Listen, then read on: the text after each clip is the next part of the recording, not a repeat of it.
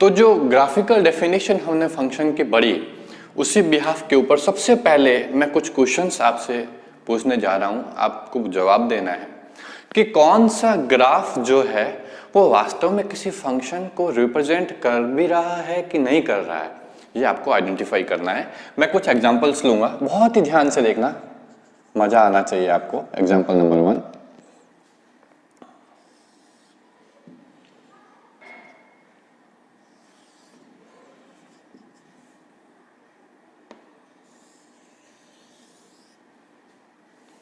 Example number 2,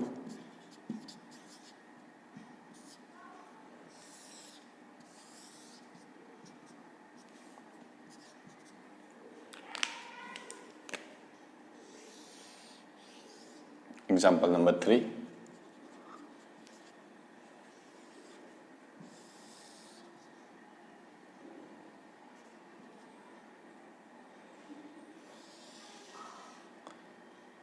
example number 4,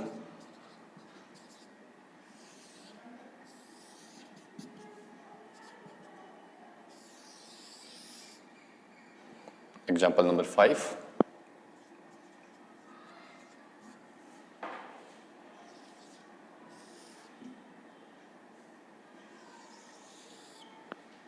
example number 6,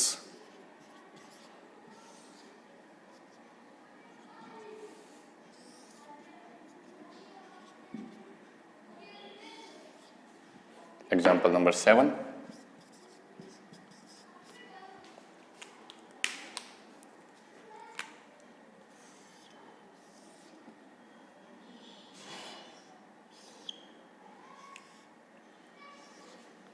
ये मैंने कुछ एग्जांपल्स लिए हैं। ओके, इन एग्जांपल्स में हमें ये आइडेंटिफाई करना है कि वास्तव में यदि हम अब उल्टा, मैंने आपको बताया था ना उल्टा और सीधा दोनों, तो अब हमारा उल्टा केस है। इसमें ग्राफ मैंने लिए हैं और हमें आइडेंटिफाई करना है कि वो ग्राफ कहीं ना कहीं कोई ना कोई मैपिंग को दिखा रहा होगा, क्या वो मैपिंग वास्तव में फंक्शन से बिलोंग कर भी रही है कि नहीं कर रही है। ओके, आइए चेक करते हैं। सबसे पहला ग्राफ चेक करते हैं।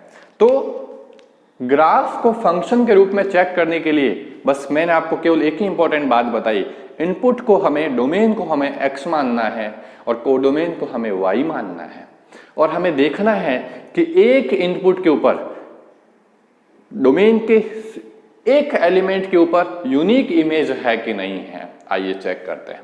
आइए देखिए, सबसे पहले ये आपका x एक्स है, तो जब भी आपको चेक करना हो आप क्या करें, लेफ्ट टू राइट मूव करना स्टार्ट करें, इसको और आगे बढ़ा दो। तो जैसे सपोज करो आपने यहां से चलना स्टार्ट किया, तो x के यहां पर अब मैं मान के चल रहा हूं कि मैंने इसको प्रॉपरली यहां तक ये कर दिया है, ये लास्ट यहां तक है, राइट, और ये जो है वो लास्ट यहां तक है, ये इसके डोमेन है, और इधर ये यहां तक है, ये इसका डोमेन है, राइट, और इधर ये इसका डोमेन है यहां तक, और इधर भी ये यहां तक, राइट, इधर ये इसका डोमेन है, यहां से शुरू हो रहा है और यहां तक इसका डोमेन है, और इधर ये जो डोमेन है वो यहां तक है, और इधर ये पूरा कंप्लीट है, और इधर जो है वो यहां तक है, और इधर भी यहां तक है। अब ये जो मैंने लाइन खींची, मैं सबसे पहले आपको इसका इंपॉर्टेंस समझाऊंगा। सपोज करो यदि मैं यहां तक नहीं लेता हूं, तो आप लोग क्या समझ जाएंगे, आप लोग ये समझेंगे सर ये x तो चल रहा है, x चल रहा है, इसका मतलब डोमेन तो हमें रियल नंबर लेना है, और मैं यदि ग्राफ को यहां तक छोड़ दूं तो गड़बड़ हो जाएगी। या तो फिर ग्राफ भी चलते रहना चाहिए, एक्स एक्स भी चलते रहना चाहिए, तब आप एज्यूम ये करेंगे कि ग्राफ भी नीचे चल रहा है और एक्स एक्स की वैल्यू जो है वो माइनस इन्फिनिटी से स्टार्ट करनी है डोमेन में, आप ऐसा सपोज करेंगे। सब वो भी सही है, वो भी गलत नहीं है, लेकिन मैं चाहता हूं कि पर्टिकुलरली कुछ एग्जांपल हम ऐसा भी समझें। तो मैंने क्या किया, अपने डोमेन में यहां से स्टार्ट किया, यानी लेफ्ट हैंड साइड मेरे डोमेन का ये है, और मेरा राइट हैंड साइड जो है वो अप टू इन्फिनिटी है। यानी आप कह सकते हैं कि यहां आपका सेट ए जो है वो, यहां कोई भी एक वैल्यू ले लीजिए आप, -5 ले लीजिए, -5 से इन्फिनिटी आपका डोमेन है, यानी ये जो है वो -5 से इन्फिनिटी आपका डोमेन यानी आपका इनपुट है। आपका आउटपुट अभी चेक करते हैं। तो -5 जैसे ही आपने x की वैल्यू ली, आपको इमेज मिली उसकी ये वाली, और ये वैल्यू कुछ भी ले लीजिए, सपोज करो -1 ले लिया आपने। फिर आप जैसे जैसे मूविंग कर रहे हैं, आप राइट हैंड साइड में। तो जैसे जैसे मूव कर रहे हैं, इस मूव के ऊपर आपको ये पॉइंट मिला, इस पर आपको ये मिला, इस पर आपको ये मिला, इस पर आपको ये मिला, इस पर आपको ये मिला, यहाँ आपको इमेज 0 मिली, यहाँ पर आपको आंसर ये मिला, यहाँ आपको आंसर ये मिला। फिर ऐसे ऐसे जैसे जैसे आप moving towards to the positive direction, जैसे जैसे जा रहे हैं, आपको हर इनपुट के ऊपर एक आउटपुट मिल रहा है। क्या आपको ये बात समझ में आ रही है? हर इनपुट के ऊपर एक आउटपुट आपको मिल रहा है। नोटिस करते जाइए, नोटिस करते जाइए। फिर यहाँ पर आए, x की वैल्यू 0 हुई, y की वैल्यू आपको 0 मिली। फिर आगे बढ़ रहे हैं, हर इनपुट के ऊपर आपको आउटपुट मिल रहा है और ये आगे कंटिन्यू चलता रह रहा है। इसका मतलब ये ग्राफ हमें देखने से नजर आ रहा है कि डेफिनेटली रिप्रेजेंट कर रहा है फंक्शन को, बिकॉज फंक्शन क्या कहता है, इनपुट का हर एलिमेंट एक्टिव पार्टिसिपेट करना चाहिए और यूनिक इमेज देना चाहिए। दोनों बात यहाँ पर लागू हो रही है। So this is a function. अब यदि कोई आपसे बोले इस फंक्शन में ये फंक्शन है, अब हम लिखेंगे इसको फंक्शन। डोमेन क्या है? -5 से इंफिनिटी, -5 से इंफिनिटी, -5 से स्टार्ट हुआ है, क्लोज ब्रैकेट लगाने वाले भैया, -5 से इंफिनिटी, इंफिनिटी पर हमेशा ओपन ब्रैकेट से। कोडोमेन हम कंप्लीट वाई को ले लेते हैं हमेशा। हम क्या ले लेते हैं हमेशा? कंप्लीट वाई को ले लिया हमने कोडोमेन। लेकिन इस कोडोमेन में पर्टिकुलरली रेंज की बात करें तो आप देख रहे हैं, रेंज का मतलब उसमें y का कौन कौन सा एलिमेंट ने पार्टिसिपेट किया, उसका क्लस्टर क्या बना, उसका सेट क्या बना। तो आप देख रहे हैं y की मिनिमम वैल्यू बनेगी -1 और उसके बाद में कंटिन्यू, फिर y की ये वैल्यू भी आएगी, y की ये वैल्यू भी आ रही है, y की ये वैल्यू भी आ रही है, y की ये वैल्यू भी आ रही है, y की ये वैल्यू भी आ रही है, y की 0 भी आ रही है, ऊपर भी जा रही है y की, है ना। और ऊपर जाते जाते ये ग्राफ जैसे जैसे आगे बढ़ेगा y की वैल्यू भी बढ़ेगी। आप कह सकते हैं आपको इसके अंदर जो रेंज मिला वो कितना मिला? -1 से इंफिनिटी, -1 से इंफिनिटी। एक ही चीज, एक ही कॉन्सेप्ट में देखिए हम कितने सारे डायमेंशन कवर कर रहे हैं।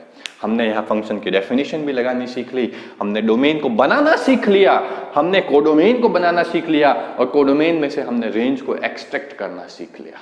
आइए एग्जांपल नंबर 2 के अंदर। तो इट्स अ फंक्शन।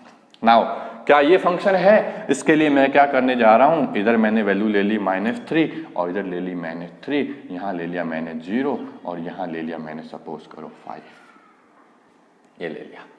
तो ये जैसे अब सबसे पहले चूज करना है। अब मुझे तो ये बताइए इस ग्राफ को देखने से कि पहले इसमें इनपुट क्या है। तो इनपुट क्लियर दिखाई दे रहा है कि ग्राफ की जो लिमिटेशन है वो x बिलोंग्स टू -3 to 3 है। ग्राफ की जो लिमिटेशन है वो x बिलोंग्स टू -3 to 3 है। समझ में आया? ये हुई ग्राफ की लिमिटेशन। आइए अब -3 पर जो वैल्यू मिली वो कितनी मिल रही है? मैंने 5 इसीलिए दिखाया कि -3 पर जो y की वैल्यू है वो 5 है। अब जैसे जैसे moving towards to right direction हमने यह लिया तो यहाँ पर वैल्यू एक इमेज मिली, वो y की वैल्यू कुछ भी मान लीजिए 5 से लेसर देन।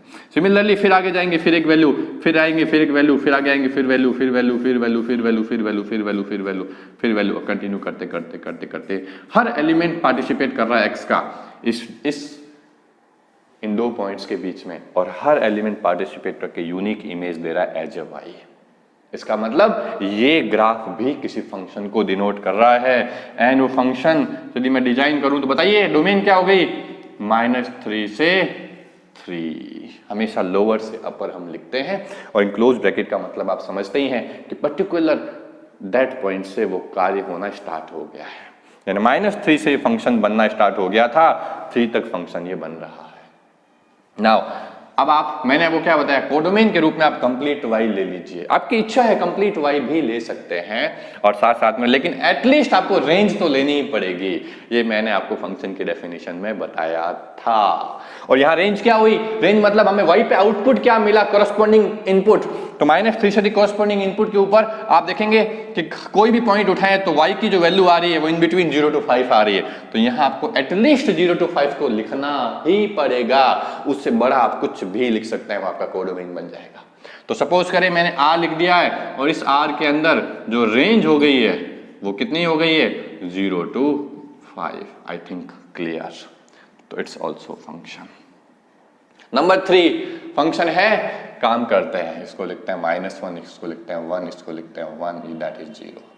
ये आपका x अक्ष है, ये आपका वाई एक्स है। तो आपको दिखाई दे रहा है इसके अंदर भी फंक्शन की डेफिनेशन फॉलो हो रही है। अच्छा, इन दो एग्जांपल्स के बिहाफ के ऊपर एक कंक्लूजन निकालते हैं, और वो कंक्लूजन क्या है कि जब भी आपको ग्राफ चेक करना हो कि कोई फंक्शन जो है, कोई ग्राफ जो है फंक्शन है कि नहीं, तो आप क्या कर सकते हैं, उस ग्राफ में वर्टिकल लाइन खींचना स्टार्ट कर दीजिए। उस ग्राफ में वर्टिकल लाइन खींचना स्टार्ट कर दीजिए। यदि वो वर्टिकल लाइन ग्राफ को एक बार इंटरसेक्ट करती है, only intersect to the one time, then definitely that graph denotes to the function.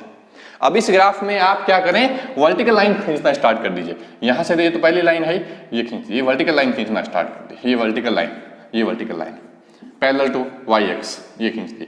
तो देखिए हर वर्टिकल लाइन ग्राफ को वन टाइम इंटरसेक्ट कर रही है, that means it's denote to function.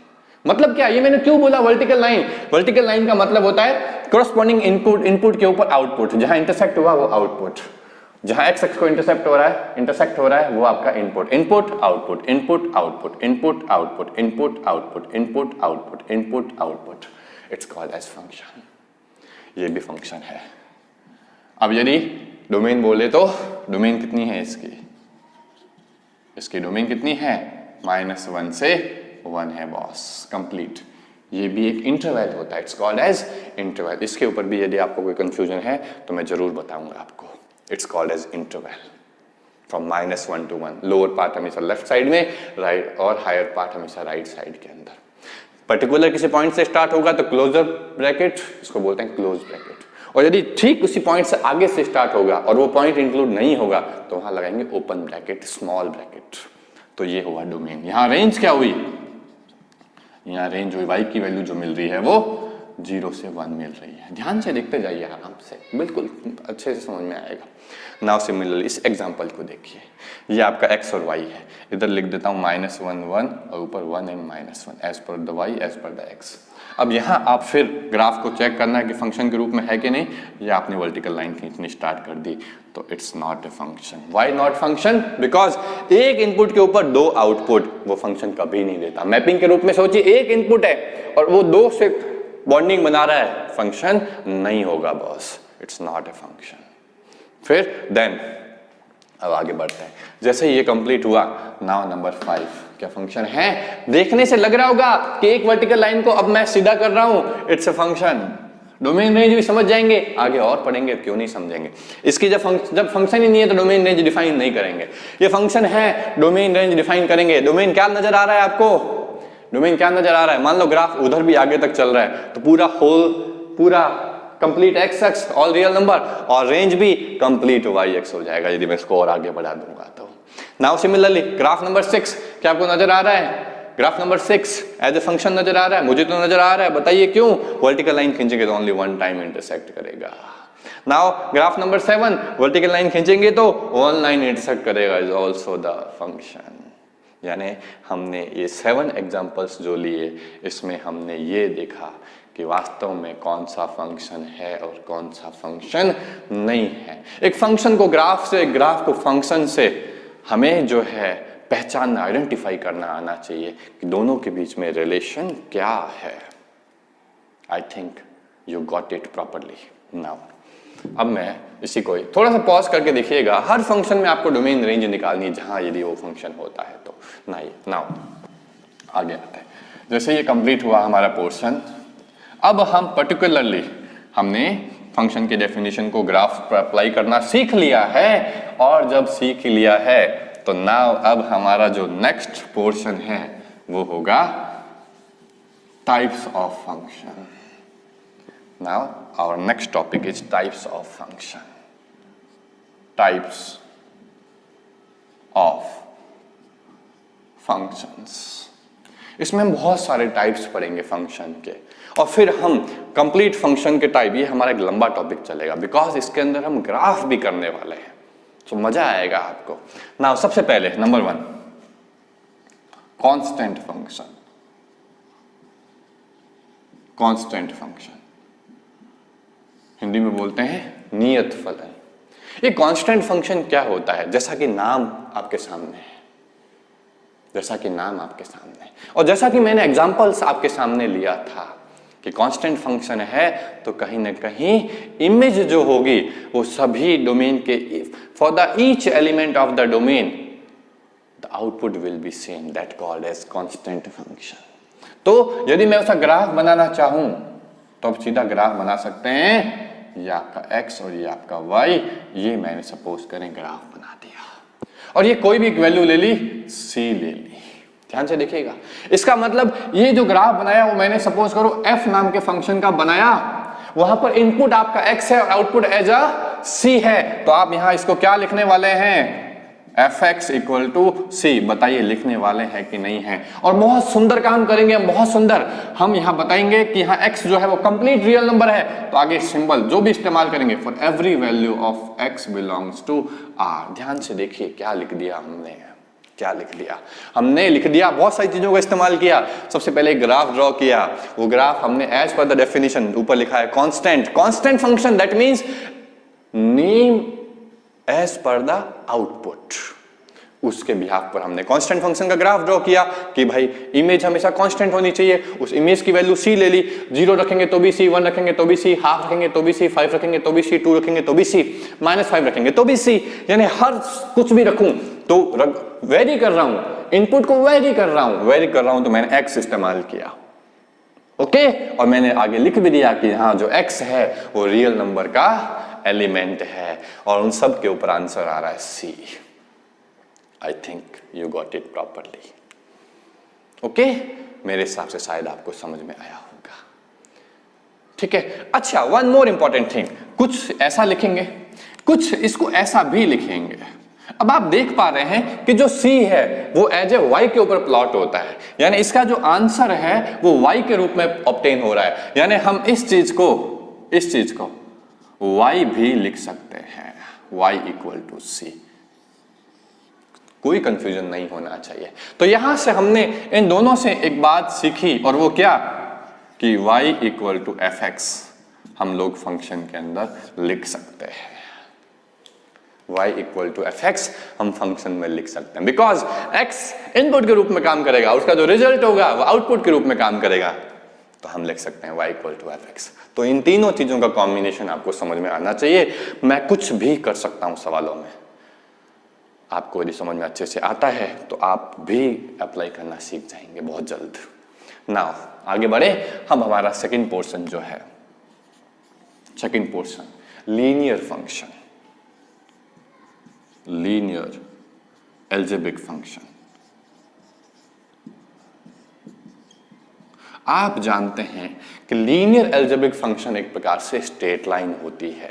जो स्ट्रेट लाइन होती है जो हम लोग पढ़ते हैं एज चाहे वो आप y equal to mx plus c के रूप में ही क्यों ना बोल दें, दैट्स वी कैन से, यदि हम y equal to mx plus c के रूप में लिखेंगे देन पर्टिकुलरली, देखिए ध्यान से सुनना, हम एक फंक्शन को इस रूप में एक्सप्रेस कर सकते हैं, लेकिन हर इक्वेशन को, हर y को हम हमेशा fx लिख दें ऐसा जरूरी नहीं है। इनके बीच में जो भी आपका कंफ्यूजन है वो भी दूर हो जाएगा, डोंट वरी। अब सपोज करें मैंने लिखा लीनियर एल्जेब्रिक फंक्शन, तो मैं लीनियर एल्जेब्रिक फंक्शन को क्या लिखने वाला हूं, not y equal to fx plus c, I am writing about fx equal to ax plus b। मैं y कम इस्तेमाल करूंगा, जहां क्वेश्चंस में मुझे लगेगा और मैं क्लियर हो जाऊंगा, मैं एकदम कॉन्फिडेंट हो जाऊंगा कि इट्स डिनोट टू फंक्शन, मैं वहीं पर fx को y से रिप्रेजेंट करूंगा, हर y को fx से रिप्रेजेंट नहीं करूंगा, ठीक है। कंफ्यूज नहीं होना है। fx equal to ax plus b and we know that the graph of this linear function is a straight line, आप अच्छे तरीके से जानते हैं, इसमें मेरे को ज्यादा बताने की जरूरत तो नहीं है। In this function the graph will be as a straight line, and in that straight line the slope will be a, tan theta is a, and the intercept is b, that is slope, slope of line, slope of the line, you can say m, you can say tan theta, that is a, and second intercept is b. So the graph will be, कुछ भी, अब ये positive negative तो है नहीं, तो confuse तो होना ही नहीं है, ना b के बारे में कुछ पता है, कुछ भी कैसी भी लाइन ड्रॉ कर दीजिए, ये ड्रॉ कर दिया है, तो ये हमारा इंटरसेप्ट हो गया है, ये हमारा इंटरसेप्ट बी हो गया है, और ये हमारा tan थीटा हो गया है। वो डिपेंड करेगा जब हम क्वेश्चंस लेंगे। तो हमने कांस्टेंट फंक्शन को स्टडी किया, हमने लीनियर एल्जेब्रिक फंक्शन को स्टडी किया। नाउ ग्राफ नंबर 3 जो होगा हमारा, वो होगा quadratic linear function. Graph number 3